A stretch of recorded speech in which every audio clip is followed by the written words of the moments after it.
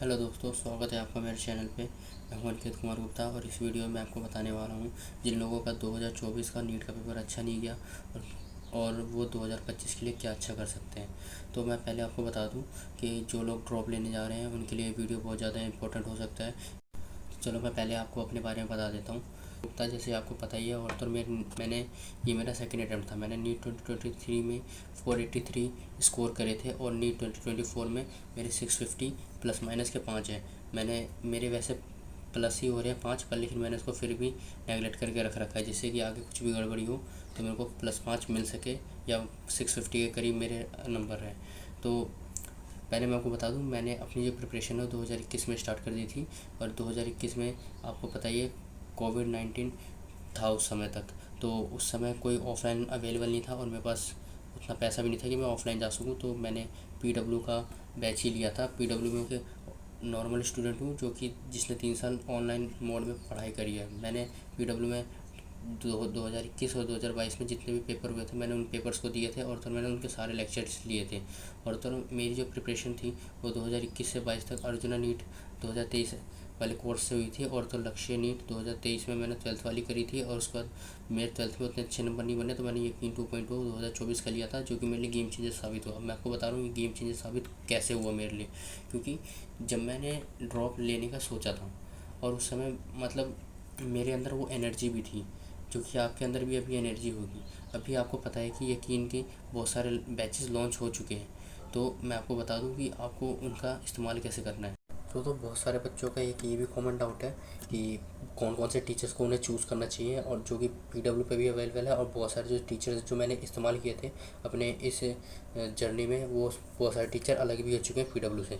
तो सबसे पहले बात करते हैं एमआर सर। एमआर सर जो है फिज़िक्स पढ़ाते हैं, और तो फिज़िक्स के एकदम टॉप टीचर है, जो कि जिनसे तुम पढ़ लोगे ना तो एक बार तुम्हारा पढ़ने के बाद तुम्हें पता चल जाएगा कि क्वेश्चन किस तरह से लगाए जाते हैं।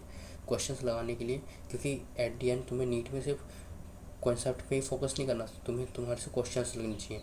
एमआर सर सबसे बढ़िया है अभी के टाइम पे। और केमिस्ट्री में मैंने करी थी, फिजिकल केमिस्ट्री करी थी सुधांशु सर से, और इनऑर्गेनिक केमिस्ट्री करी थी मोहिता दी सर। लेकिन इस बात का ध्यान रखना, ये जो इनऑर्गेनिक और ऑर्गेनिक है, इसके लिए तुम्हें हमेशा अपने आप से ही तुम्हें पढ़ना पड़ेगा। टीचर्स तुम्हें कितना ही पढ़ाते हैं, पर लेकिन तुम्हें खुद से भी उनको जाके रिपीट करना पड़ेगा, एनसीईआरटी खोल के पढ़नी पड़ेगी। ये जो फिजिकल केमिस्ट्री, इसमें तुम एनसीईआरटी के तुम्हें इन टेक्स्ट क्वेश्चन बहुत सारे करने पड़ेंगे, जो कि इन टेक्स्ट क्वेश्चन मतलब कि जब तुम एनसीईआरटी पढ़ोगे तो उसके बीच में बॉक्स में जो क्वेश्चन आ रखे हैं उनको करना बहुत जरूरी है, क्योंकि उनसे डायरेक्ट क्वेश्चन जो है नीट में पूछे जाते हैं। यहाँ तक कि टेस्ट सीरीज में भी बहुत सारे क्वेश्चन पूछे जाते हैं। मैंने एलन और आकाश के टेस्ट पेपर दिए थे, उसमें डायरेक्ट क्वेश्चन आते थे केमिस्ट्री के, जो कि इन टेक्स्ट के होते थे। और तो बायो में तुम्हारा जो 2 सेक्शन है, बॉटनी और जूलॉजी। बॉटनी मैंने करी थी ऋषभ चौबे सर से। ऋषभ चौबे सर एकदम टॉप सर हैं, जो कि तुम्हें बता देंगे कि पढ़ना कैसे है बायो को। वो जो हम नोट्स बनाते हैं, वो नोट्स हमारे ऐसे बनने चाहिए जिसको हम बार बार पढ़ सकें। और तुम्हारे जब नोट्स टिप्स पे हो जाएंगे तुम्हारे, तो तुम्हें उसके बाद एनसीईआरटी करनी होती है। ऐसा सर का कहना होता है, और तो ऐसा ठीक भी होता है। और तो उसके बाद जूलॉजी मैंने करी थी मनीष दुबे सर से। ये इन्होंने पीडब्ल्यू लीव कर दी है, और तो ऋषभ सर ने भी पीडब्ल्यू लीव कर दिया है, पर लेकिन ये दोनों तुम्हें यूट्यूब पे मिल जाएंगे। अब उसके बाद करते हैं टेस्ट की। जो टेस्ट मैंने आकाश और एलन के दिए थे, आकाश में मैंने सीएसटी दिए थे। सीएसटी जो है ये इनके सबसे सुपर टेस्ट होते हैं। और मैंने कोई ऑफलाइन टेस्ट ज्वाइन नहीं करी थी शुरुआत में, क्योंकि शुरुआत में ज्वाइन करने का कोई मतलब नहीं बनता कि शुरुआत में तुम्हारा काम होता है सिर्फ पढ़ना। तुम जितना अच्छे से पढ़ सकते हो शुरुआत में, वो तुम्हारे लिए अच्छा रहेगा। तुम्हें आखिर में जाके टेस्ट देना होता है। तो मैंने एलन की 2500 की मैंने मेजर टेस्ट सीरीज़ ली थी, जिसने मेरी बहुत ज़्यादा हेल्प करी थी अपने नंबर्स को इंक्रीज़ करने में। मेरे जो इनिशियल जो मार्क्स बन रहे थे, इनिशियल मार्क्स मेरे बन रहे थे 400 के करीब, 400 प्लस बन रहे थे। फिर उसके बाद लास्ट में आते आते मैंने इसको 590 प्लस कर दिया था। अब तो एलन के टेस्ट में ना, तुमने ये भी सुना होगा बहुत सारे लोगों से कि एलन के टेस्ट में जिसके 590 मतलब 550 प्लस आ रहे हैं ना, उसका नीट में सिलेक्शन पक्का है। तो हाँ, ये बात कुछ हद तक सच है, क्योंकि जिनके 590 प्लस आते हैं उन्होंने लगभग सभी चीज़ों, सारे सब्जेक्ट के सभी चैप्टर्स को टच किया होता है, सारे सब्जेक्ट की अच्छी नॉलेज होती है।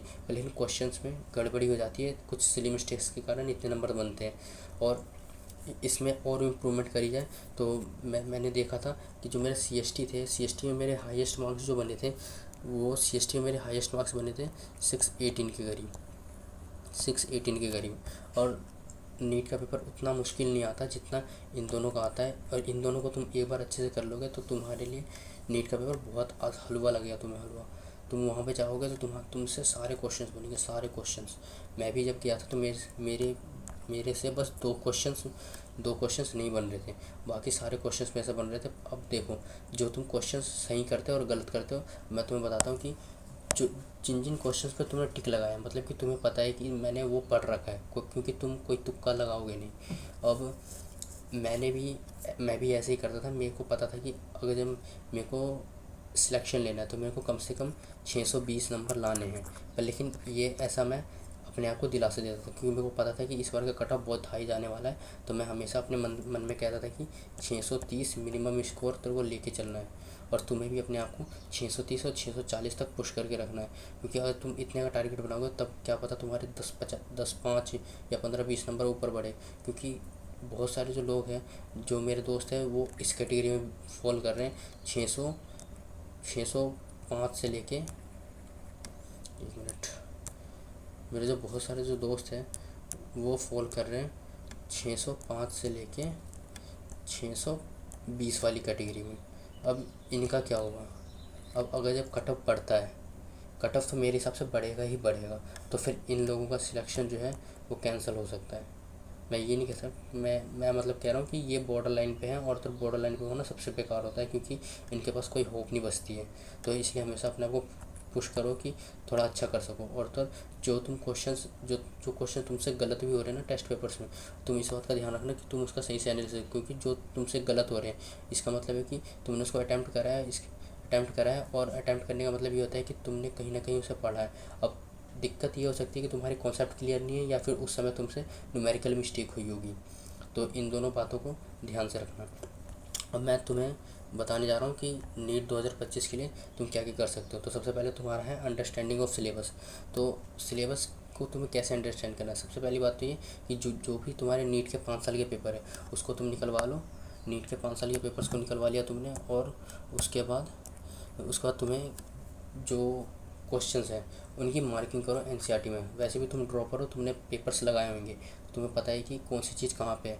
जाके उस चैप्टर में उस लाइन को रंग दो एकदम अच्छे से, और साइड में लिख देना 2024, 2023, 2022 ऐसे से लिख देना। और तो तुम्हारा जो एनसीईआरटी है उसको तुम्हें बार बार रिवाइज़ करते रहना है। जैसे कि तुम्हारा कोई चैप्टर ख़त्म हो गया, तुम्हें उसके नोट्स भी पढ़ने हैं और एनसीईआरटी को भी बार बार पढ़ते रहना है, क्योंकि एनसीईआरटी की लाइन जो है ना तुम्हारे दिमाग में घूमनी चाहिए।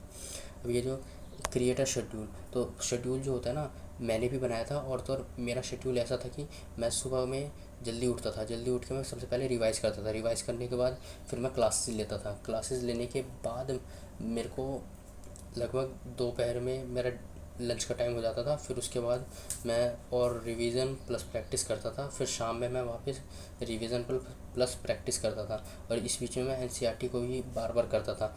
अब उसके बाद है तुम्हारा जो ये शेड्यूल जो होना चाहिए वो मतलब ऐसा बनाओ कि जिसको तुम फॉलो कर सको, और एक स्ट्रक्चर्ड वे में हो कि तुम डेली बेसिस पे सारे लेक्चर्स भी ले रहे हो, प्रैक्टिस भी कर रहे हो, और तो और रिवीजन भी कर रहे हो।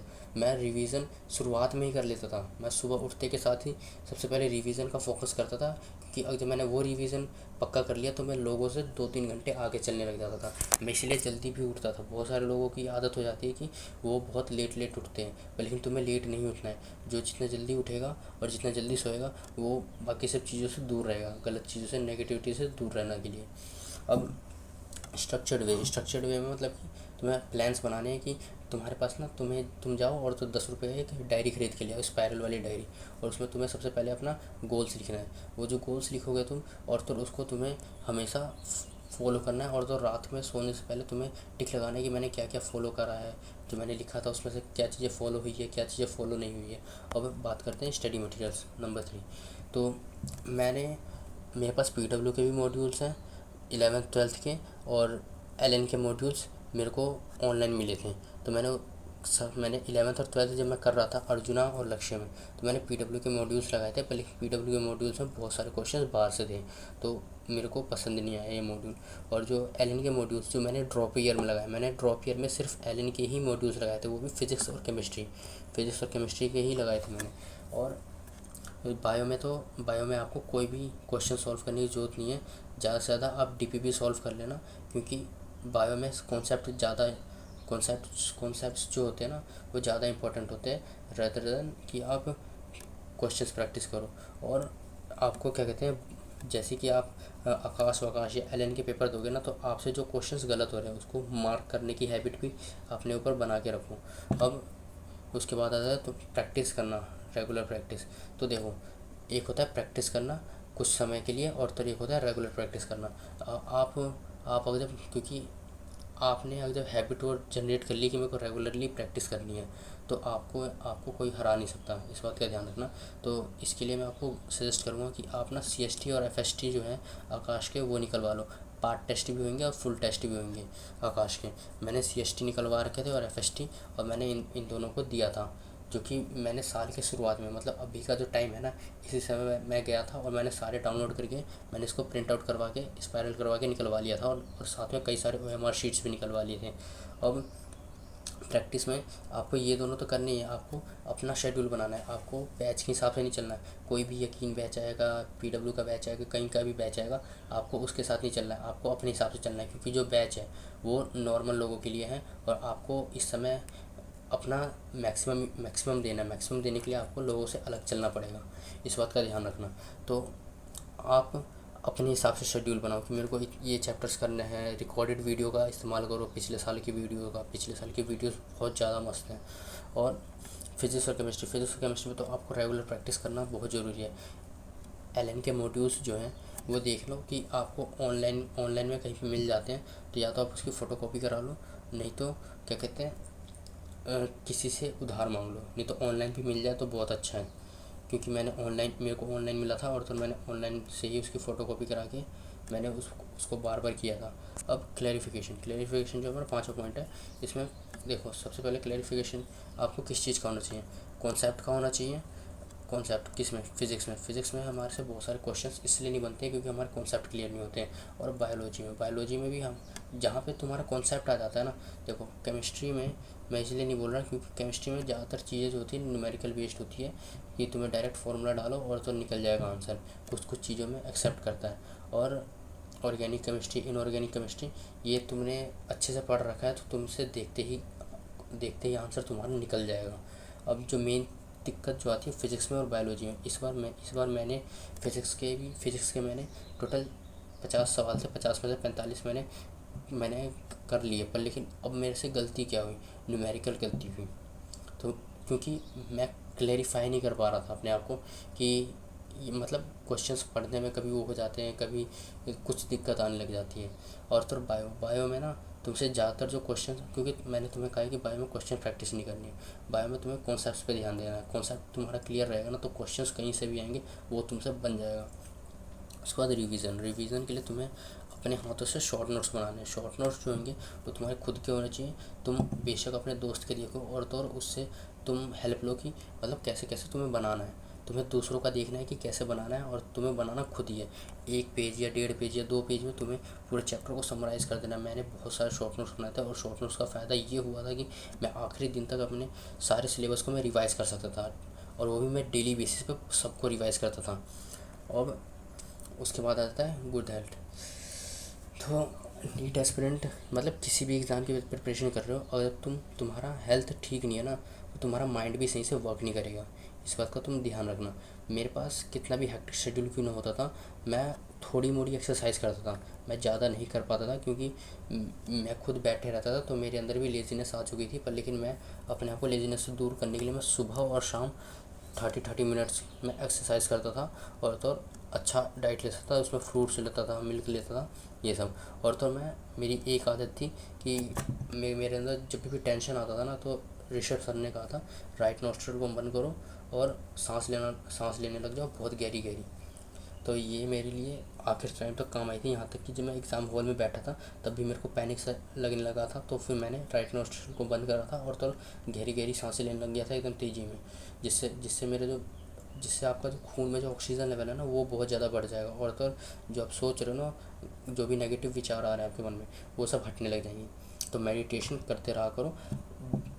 मतलब कभी भी कर सकते हो, जब भी आपको लगे कि लो फील कर रहे हो तब करो। और तो मॉर्निंग और नाइट में मैं तो सोने से पहले हमेशा करके ही सोता था, जिससे मेरे को नींद भी अच्छी आती थी और तो मेरा रिटेंशन पावर बहुत ज़्यादा बढ़ चुका था।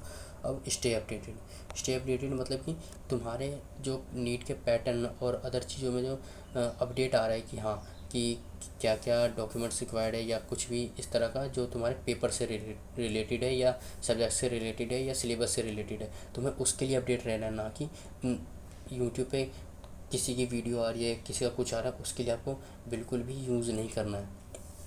ये जो आपका 1 साल है, 1 साल में आप जितना इन सब चीज़ों से दूर रहोगे, इंस्टाग्राम, फेसबुक, व्हाट्सएप, तो आपको एट दी एंड फ़ायदा ही होगा। मेरा भी 4 दोस्तों का ग्रुप था, पर लेकिन एट दी एंड मैं उन सबसे अलग हो गया था अपने प्रिपरेशन के टाइम पे। आज उन लोगों का 300 350 के करीब नंबर आ रहे हैं और तो आज मेरे 650 के करीब नंबर आ रहे हैं, तो डिफरेंस क्लियर है। आपको कहीं पे भी आपको लग रहा है कि कहीं पे भी आपका टाइम वेस्ट हो रहा है, तो आप वहाँ से हट जाओ। हटने में भलाई है। अभी के टाइम पे 1 साल तक तुम्हें अपने बारे में ही सोचना है। अब मोटिवेटेड, तो एक चीज़, ये जो चीज़ है ये मेरे अंदर भी सबसे ज़्यादा दिक्कत देती थी कि मैं मोटिवेट नहीं हो पाता था। मैं मतलब मोटिवेटेड नहीं हो पाता था इस कारण से, क्योंकि जो मैं काम कर रहा था उसमें मेरे को अच्छे रिज़ल्ट नहीं मिल रहे थे और जल्दी रिज़ल्ट नहीं मिल रहे थे। क्योंकि हर काम को करने में ना आपको पता ही है कि एक लैग और लॉग फेज़ आता है। लैग और लॉग फेज़ आता है, तो मैं आपको बता देता हूँ। देखो, ये ग्राफ है, आप कितनी मेहनत कर रहे हो, ये जो आपका जो ग्राफ है, यहाँ से यहाँ पे आपका ये है आपका लैग फेज़ में आपका आप इतनी ज़्यादा मेहनत कर रहे हो, पर लेकिन आपका जो ग्राफ है वो थोड़ा थोड़ा बढ़ रहा है। और यहाँ पे आपको मतलब एक टाइम ऐसा आएगा ना, जब आपकी सारी मेहनत है ना वो इकट्ठे काम आने लग जाएगी, और तो वहाँ पे आपका लॉग फेज़ स्टार्ट हो जाएगा। तो हमेशा अपने आप को भरोसा रखो कि मैं जो कर रहा हूँ ना वो आखिर मेरे को अभी के लिए नहीं कर रहा हूँ, मैं आखिर में जो मेरा नीट का पेपर होगा मैं उसके लिए कर रहा हूँ। जो अभी मैं जो भी टेस्ट दूंगा उसमें मेरे को अपनी ताकत देखनी है। और तो लास्ट का जो मैं डायरेक्ट नीट का पेपर दूंगा उसमें मेरे को अपनी पूरी जो मैंने तैयारी करी है वो देखनी है। पूरे साल भर की जो आपकी तैयारी है ना वो आपको आखिर में ही दिखाई देगी। आपको कभी भी अपने जो ये पेपर्स हैं, CST हो चाहे मेजर हो चाहे PW के टेस्ट हो, PW के टेस्ट बहुत ही हल्के टेस्ट थे, मेरे को पसंद नहीं आते थे, तो मैं PW के टेस्ट देता ही नहीं था। मैंने 2-3 पेपर देखे, मेरे को बिल्कुल भी अच्छा नहीं लगा। क्योंकि अगर मेरे से क्वेश्चंस गलत ही नहीं हो रहे, तो और सर इतने डायरेक्ट सवाल थे इसमें। वैसे नीट में भी डायरेक्ट सवाल आते हैं, पर लेकिन आपके जब आपको पूरा साल मिला है तो आप कहीं पे तो फंसो। आप कहीं पे तो फंसने वाला होना चाहिए कि भाई मैं यहाँ से ये चीज़ ठीक कर सकता हूँ, वहाँ से वो चीज़ ठीक कर सकता हूँ। तो इसलिए मैंने PW के टेस्ट नहीं दिए थे, और तो आकाश और LN के ही पेपर दिए थे। आकाश के तो CST वाले पेपर है, ये तो आपको डायरेक्ट नीट जैसे दिखेंगे। नीट में जिस तरह के क्वेश्चन आते हैं ना वो आपको CST में देखने को मिलेंगे। और LN के भी मेजर है, शुरुआत में उनको हार्ड लगेगा, लेकिन धीरे धीरे जैसे जैसे आप इसमें LN के मेजर टेस्ट सीरीज में आप अपना टाइम पूरा अच्छे से दिन लग जाओगे। और तो 3 घंटे 20 मिनट में मेरा पेपर कंप्लीट होता था। और तो मैं उसमें फिज़िक्स मतलब एक भी क्वेश्चन छोड़ता नहीं था, और तो मेरे अच्छे खासे नंबर आने लग गए थे एंड तक में। तो चलो इतना ही था मेरी तरफ से। आपको मतलब किसी भी तरीके डिस्ट्रैक्शन में नहीं फंसना है कि यूट्यूब पे क्या चल रहा है, इंस्टाग्राम पे क्या चल रहा है, ये सब क्या चल रहा है। और तो आपको जो अपना सिलेबस है उसको अरेंज करना है कि मैं कैसे कैसे किस पार्ट को करूँगा।